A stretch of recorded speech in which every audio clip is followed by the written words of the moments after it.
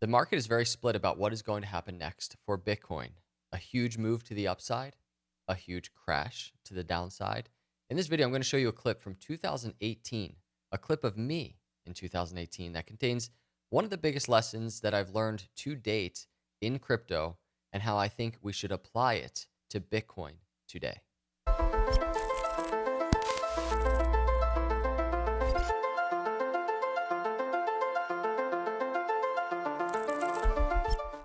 What is up, everyone? Welcome to Crypto Capital Venture. Thank you for coming by. Please hit that subscribe on the way in. Hit that like button for me. Let's jump into the video. This is Bitcoin on the weekly chart, and it is true. It has been over a year of consolidating, right? Since last March, this swing high that we've seen with Bitcoin, it has just been in this huge channel consolidation, and the market, crypto market in general, has seen a lot of advancements and adoptions, and that's a good thing. But what is next for Bitcoin as it hovers in the $40,000 to $42,000 range?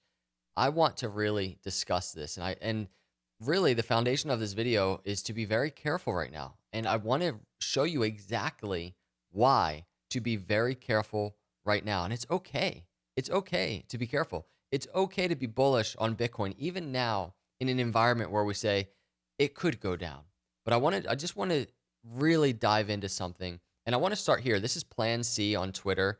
I'll put his link in the description. If you're looking for Bitcoin data, go follow Plan C. Just amazing data, and especially the macro data, the longer term story and the uptrend of Bitcoin.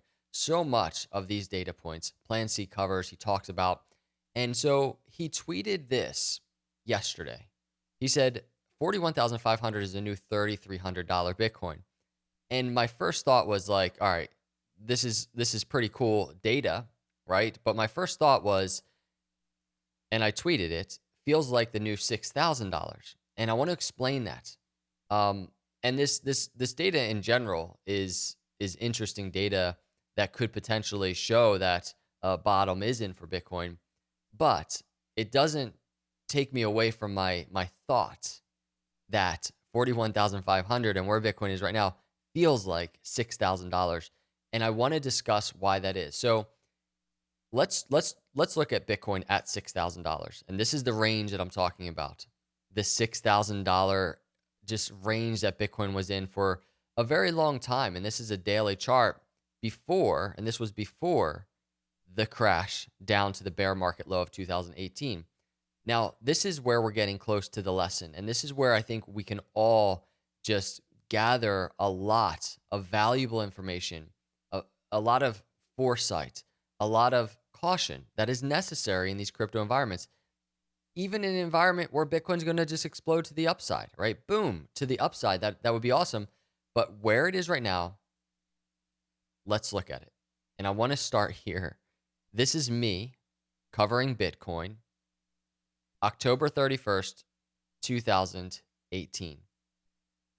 I just watched this video, and especially for a channel that always anticipates downside, I really wasn't discussing downside much in this video. I was talking about, wow, Bitcoin is just, it's had all these oversold bounces. It's consolidated for so long. And I think much of the market back then was like, Bitcoin is bottomed, right? Bitcoin has bottomed. It just fell out of this huge all-time high at $20,000. Look at that, all-time high. And we've just been consolidating. It's bottomed right here. And so I was talking about it in this video. And then I want to show a clip, and this is from a couple weeks later, November 14th, 2018, right before the huge crash below $4,000 was getting ready to happen. I just want to show a quick clip of that. There is definitely the possibility we always go lower, right? And then anything below this Fibonacci channel is a huge opportunity, in my opinion, as long as you're not spending more than you can afford to lose. But let's kind of take a deeper look. So now in that video, I was discussing very briefly the possibility that Bitcoin does fall and it tanks. And I was talking about a Fibonacci channel. And I real quick on this weekly chart, I want to chart that because it's a key metric that I use in the long-term macro trend of Bitcoin. It's the bear market low of 2015 to that $20,000 swing high. And this is the channel that I was talking about, that green channel here, basically saying, hey, we're in the channel. It's a great accumulation area. And I truly do believe when we fall in these macro Fibonacci channels, it's a great accumulation area. And I'm like, hey, we could go lower. And anything lower than this is a really, really strong macro play, which is true. And it played out that it was truly an amazing play. It was the best time to accumulate Bitcoin when that happens. Now, that data that Fibonacci is a Fibonacci that we have today. It's the last bear market low in 2018 to the bull market high that we've so far have seen, and Bitcoin has not gotten there. Bitcoin has not retraced to that area, and I'm not saying it's definitely going to happen, but we're in this environment again, and Bitcoin is trading sideways, right? Very much so. If you look at the daily chart, back then when Bitcoin was at the $6,000 area, and this is why I feel like it feels like that. This sideways upward momentum, even on Bitcoin, it's just reminiscent. Everybody getting very bullish for that next pop to the upside. And that was kind of happening back in 2018. Everybody getting ready for just this big pop to the upside, and the opposite happened. And I'm not sitting here saying it's going to happen again. We can enjoy it if it does, right? And we can track that if it does happen. But we have to be cautious because we're in that world again where people are thinking it's bottomed. It can't happen. It's not going to happen. There's too much going on. There's too many good things. And I digress to the weekly chart and I say, look, Bitcoin, when we were in a similar type of sentiment fell to the 200-week moving average below the Fibonacci. We're in this area where Bitcoin, I truly think, can very easily fall to the Fibonacci, right? That's a 618 at the very least, the $29,000 range, all the way down to the 786, which is in the $17,000 range. The 200-day moving average in that $20,000 to $21,000 area is confluent with the Fibonacci.